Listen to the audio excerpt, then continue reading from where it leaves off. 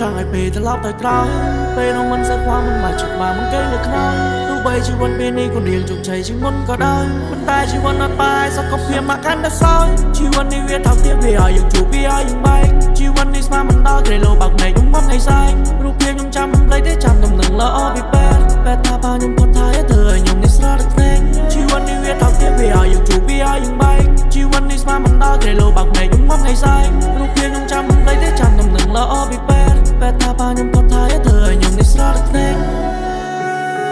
ពេលខ្ញុំនៅក្មេងខ្ញុំតែរលែងមិនដែលខ្វល់ហើយរវៃពេលនេះធំឡើងចំពោះពេញនៅទុកកំបង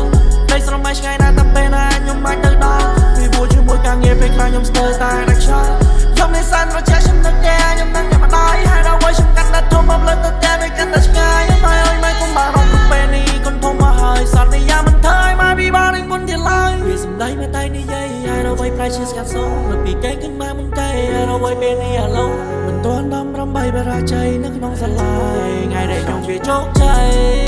មិនមកក្រោយ Victory together before I die លើជីវិតខ្ញុំចូលតែឯងជីវិតខ្ញុំតោខ្ញុំតែងអបលើដារដៃសាច់ខ្លាំងជីវិតពេលនេះកាន់តែពីមុនចង់ដឹងចង់ទួដែលគូមកបងគួរទៅពេលលើទៅដឹងមិនគួរអនាគតលះចូលតាមឈ្មោះពីថាខ្ញុំរែមិនកើតទេតែពេលខ្ញុំមកតន្ត្រីសពពេលខ្ញុំទៅឲ្យហើយទៅតពេលនេះដល់យូរមកហើយជាទំពាំងស្ទងឬស្អីទៅរត់តាមព្រៃស្រមៃគុំពលវិញគេនិយាយគុំមើលទៅលើយើងមើលទៅក្រោមអ្នកខ្លះពីបាជាងយើងនេះស្គីសំពីទៅមុនរាប់តោគុំដើមឲ្យលើច្រើនពេកទេសួរខ្លួនឯង What do you want អត់តម្លៃដែលចិត្តខ្លួនទៅពេលងងពីណៃសំបី1000ឲ្យយើងជួងបង្ខំយើងបែកឲ្យយើងជួងបង្ខំយើងបែក